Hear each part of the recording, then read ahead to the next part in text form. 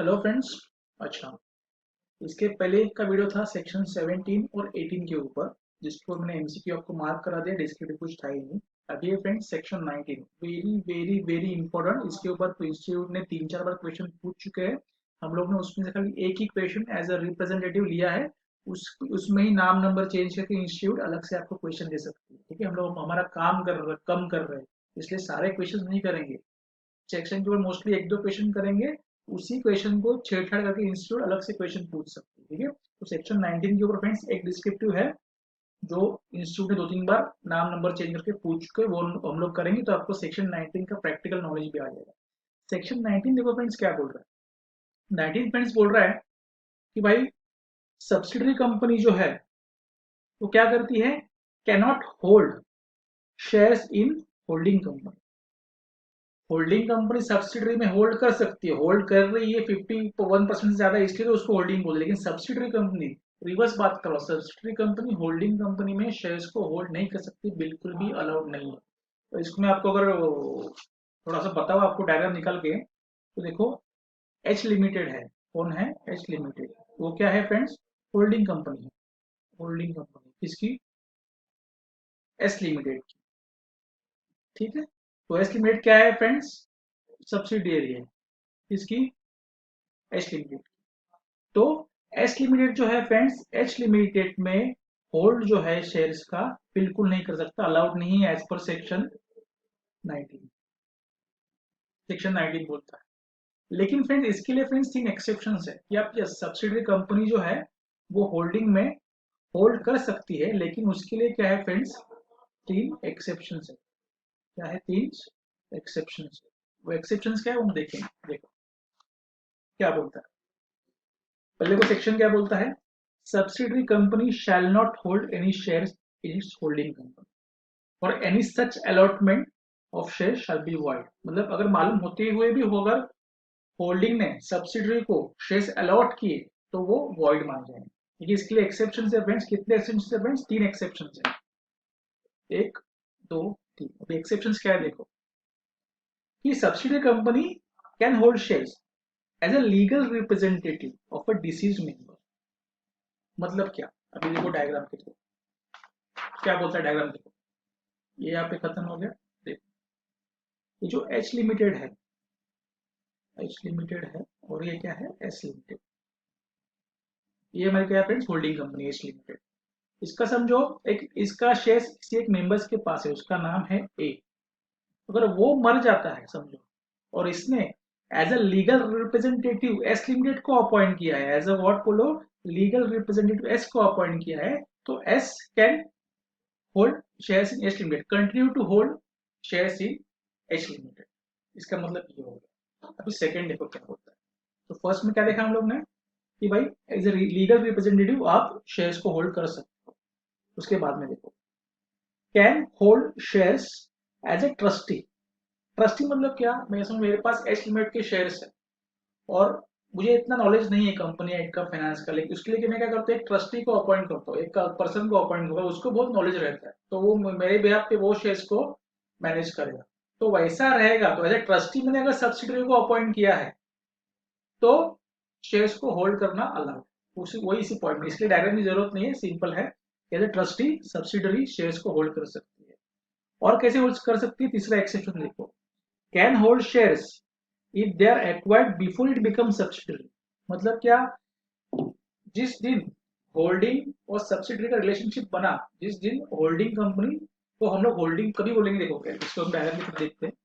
H limited जो है, H limited, वो एस लिमिटेड की होल्डिंग कभी बनी समझो, एज ऑन टुडे। समझो आज की डेट है, समझो 27 जनवरी 21। इस डेट को समझो 51% के ऊपर शेयर्स चले गए एच लिमिटेड के। एच लिमिटेड ने एस लिमिटेड में इन्वेस्टमेंट कर दिया अबो 51%। तो ये डेट पे क्या होगा फ्रेंड्स? वो होल्डिंग मानी जाएगी। तो इसके पहले अगर एस लिमिटेड ने ऑलरेडी एच लिमिटेड में कुछ शेयर्स होल्ड करके रखे हैं, तो वो कंटिन्यू करना अलाउड है। वही ये सेक्शन बोल रहा है। क्या बोल रहा है? कि can hold shares if they are acquired before it become subsidiary. तो 3 हम लोग एक्सेप्शन क्या देखे? अगर as a legal representative subsidiary को अपॉइंट किया गया है तो वो शेयर्स को होल्ड कर सकता है। एज ए ट्रस्टी अपॉइंट किया है सब्सिडरी को तो वो होल्ड कर सकता है। अगर shares holding company subsidiary company बनने के पहले अगर एक्वायर किया है सब्सिडरी ने, मतलब क्या, 27 जनवरी को होल्डिंग कंपनी जो होल्डिंग बनी उसके पहले से अगर सब्सिडरी ने होल्डिंग में कुछ होल्ड करके रखा है तो वो कंटिन्यू करना अलाउड है। अभी इस केस में देखो फ्रेंड्स क्या लिखा है, नोट लिखा है कि अबव मेंशन सब्सिडरी, मतलब ये जो तीन केसेस है, कैन कंटिन्यू टू होल्ड और reduce holding but cannot increase their stake. मतलब क्या, ये सेक्शन क्या बोलता है, पहली बात तो होल्ड करना अलाउड नहीं, लेकिन तीन एक्सेप्शन है तो होल्ड कर सकते हो। तो क्या बोल रहा है ये नोट, होल्ड कर सकते हो, जितना ऑलरेडी होल्डिंग है उतना ही होल्ड कर सकते हो या फिर बेच सकते हो, मतलब होल्डिंग कम कर सकते हो, होल्डिंग को बढ़ा नहीं सकते। तीनों केस में भले वो एक्सेप्शन हो, आप होल्ड कर सकते हो, आप उसको बढ़ा नहीं सकते, उतना ही होल्ड करो या फिर उसको स्टेक को बेच के कम कर सकते हो, वो ये सेक्शन बोलता है। और देखो फ्रेंड्स ब्रैकेट में देखो फ्रेंड्स तीन बातें लिखी है यहाँ पे ब्रैकेट में, किसके बारे में लिखी है फ्रेंड्स, वोटिंग पावर के बारे में लिखी है। तो फर्स्ट केस में अगर लीगल लीगल रिप्रेजेंटेटिव के थ्रू, मतलब अगर सब्सिडरी आपका लीगल रिप्रेजेंटेटिव है और शेयर्स होल्ड कर रहा है तो अलाउड है, लेकिन उस केस में वोटिंग पावर क्या है friends, shall have right to vote, उसको वोटिंग पावर दिया गया है। ऐसा क्यों, मेंबर से जो ओरिजिनल शेयर होल्डर था, ए हमारे केस में था, वो क्या था, उसने भी कंपनी में इन्वेस्ट किया रहेगा, होल्डिंग कंपनी, उसने कुछ सोच के इन्वेस्ट किया रहेगा भाई कंपनी का अच्छा बिजनेस है, आगे की ग्रो करेगी, आगे की मुझे वोट करने मिलेगा। तो अगर वो दोनों बाद में बैड लक मर जाता है और उसकी जगह पे अगर वो लीगल रिप्रेजेंटेटिव सब्सिडी को अपॉइंट करता है तो उसका राइट है वोट करने के लिए, सब्सिडरी को राइट है। ठीक, क्योंकि क्या हो रहा है यहाँ पे, एज ए सब्सिडरी खुद की कैपेसिटी में शेयर होल्ड नहीं कर रही, वो as a legal representative hold कर रही है, तो लीगल रिप्रेजेंटेटिव कुछ तो राइट था वोट करने, उसने कुछ सोच समझ के शेयर्स लिए थे, तो इस केस में उसको सब्सिडी कंपनी को होल्डिंग कंपनी के एजीएम में वोट करने के लिए अलाउड है। सेकंड केस देखो फ्रेंड्स, सेकंड केस क्या बोलता है कि subsidiary shall have right to vote in the meeting, इसको भी दिया है, क्यों, ट्रस्टी हम लोग अपॉइंट किया है, सब्सिडरी ट्रस्टी को अपॉइंट किया है, तो ओरिजिनल शेयर्स किसी और के हैं लेकिन उसको नॉलेज नहीं है, तो उसने भी जब भी शेयर्स लिए रहेंगे तो उसको एक, मतलब हर कोई आदमी भी शेयर्स लेता है कंपनी, उसको लगता है कि हम लोग मैं वो वोट करने मिलेगा, मैं भी एजेंट में जाऊंगा, तो सिर्फ क्या करे, ट्रस्टी सिर्फ एज ए ट्रस्टी उसको होल्ड कर रहा है, तो उसको वोटिंग पावर नहीं देंगे तो क्या हो जाएगा, जो मेन जिसका ओनर है शेयर्स का उसको बुरा लग जाए। तो उसको अलाउड किया कि भाई subsidiary company as a trustee अगर आप किसी के शेयर्स होल्ड कर रहे हो होल्डिंग कंपनी में, तो होल्डिंग कंपनी के एजीएम में आपको जाना अलाउड है, आपको वोट करना अलाउड है, वो इसमें लिखा है। ये फ्रेंड्स थर्ड केस में देखो फ्रेंड्स, आपको वोटिंग पावर नहीं दिया गया, क्यों नहीं दिया गया है, तो यहाँ पे आप एज ए सब्सिडरी खुद के कैपेसिटी में शेयर्स को होल्ड कर रहे हो होल्डिंग कंपनी में, हालांकि वो अलाउड नहीं था, लेकिन ये थर्ड एक्सेप्शन था कि सब्सिडरी होल्ड कर सकती है अगर होल्डिंग बनने के पहले उसने एक्वायर करके रख लेंगे तो। यहाँ पे वोटिंग पावर क्यों नहीं दिया गया है, वोटिंग पावर क्यों नहीं दिया गया फ्रेंड्स, क्योंकि वो खुद के कैपेसिटी में होल्ड कर रही है। और दूसरी बात, होल्डिंग कंपनी के डिसीजन में डे टू डे लाइफ में इंटरवेंशन नहीं चाहिए होल्डिंग को, इसलिए यहाँ पे सब्सिडरी को वोटिंग पावर से बाहर निकाला गया। तो क्या करेगी सब्सिडरी को, आप यहाँ पे वोटिंग पावर दिया तो डे टू डे लाइफ में क्या करेगी, इंटरवेन करेंगी, इंटरफेयर करेंगी होल्डिंग कंपनी के डिसीजन को। जब भी आपकी सब्सिडरी बन गई होल्डिंग की तो सब्सिडरी का अस्तित्व खत्म होता है, जो कुछ भी डिसीजन फ्रेंड्स होल्डिंग कंपनी लेती है। तो यहाँ पे उसको वोटिंग पावर दे दिया तो क्या करेगी वो सब्सिडरी, होल्डिंग के डेली कामकाज में क्या करेगी, बोलते हैं ना कि वो अफरा तफरी करेगी, इंटरफेयर करने लग जाएगी, तो होल्डिंग कंपनी को बुरा लगे, इसलिए यहाँ पे उसको वोटिंग पावर से वंचित रखा गया है। तो ये था फिर इसका लॉजिक।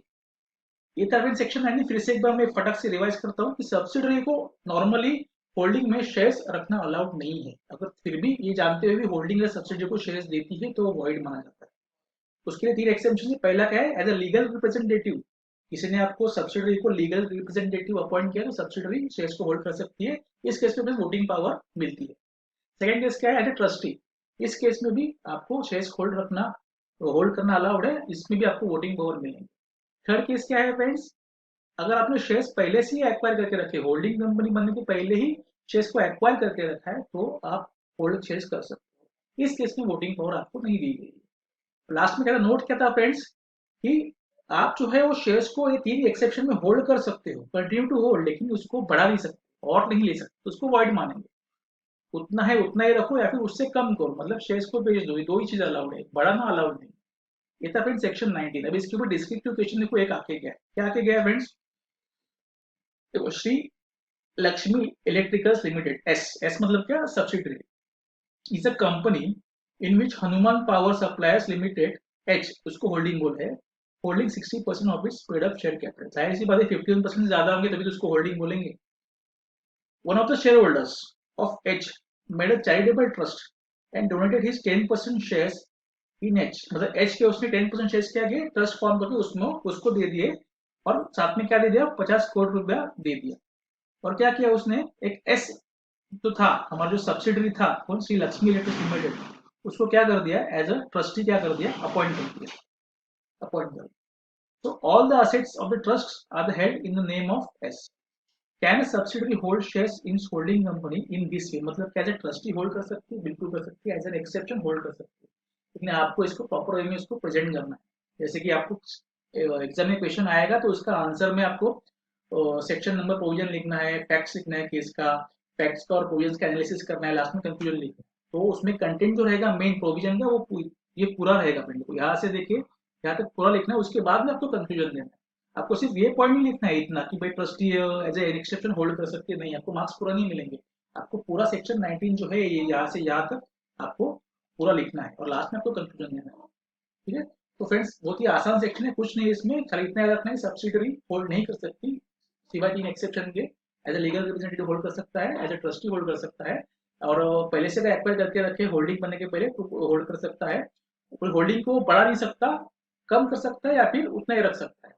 और फर्स्ट केस में लीगल रिप्रेजेंटेटिव है सब्सिडरी तो वोटिंग पावर मिलती है, ट्रस्टी है तो भी वोटिंग पावर मिलती है, लेकिन बस एज ए सब्सिडरी उसने होल्डिंग के पहले ही एज अ इन्वेस्टमेंट करके रखा है होल्डिंग में, सब्सिडरी ने होल्डिंग बनने के पहले ही इन्वेस्टमेंट करके रखा है, तो उस केस में वोटिंग पावर आपको नहीं दी जाती। उसका मैंने लॉजिक भी आपको एक्सप्लेन कर दिया क्यों नहीं दी जाती। ठीक है, तो सेक्शन 19 है, इसके ऊपर एमसीक्यू कुछ भी आ सकता है, डिस्क्रिप्टिव कर लिया आपने और ये पूरा कंटेंट कर लिया यहाँ से यहाँ तक, तो आपका एमसीक्यू वैसे ही हो गया। तो इसके लिए अलग से एमसीक्यू का मार्किंग मैं नहीं दूंगा। बहुत ही आसान सेक्शन है, 2-3 बार पढ़ो, मेरे वीडियो 3-4 बार देखो, ये सेक्शन के लिए बहुत ही इंपॉर्टेंट एग्जाम में आ सकता है, आपकी 3-4 बार आके गया है। ठीक है, तो ये था फ्रेंड सेक्शन 19। इसके बाद मिलते हैं नेक्स्ट वीडियो में, जो हो सकता है शायद सेक्शन 20 हो या फिर 21 हो, अभी मुझे मालूम नहीं, मैंने एक सेकंड क्या रिकॉर्ड किया है इसके बाद। फिर मैं क्या करता हूँ, जनरली सेक्शंस जब भी एक दूसरे से साथ में हो, जुड़े हुए हो, तो उसको लेता हूँ, भले वो सेक्शन भले ही सीरियल वाइज नहीं है, हो सकता है इसके बाद सेक्शन 20 भी हो, तो उसके आगे का भी हो। ठीक है, तो मिलते हैं हमारे नेक्स्ट वीडियो में, ध्यान से देखो, ध्यान से पढ़ो, थैंक यू।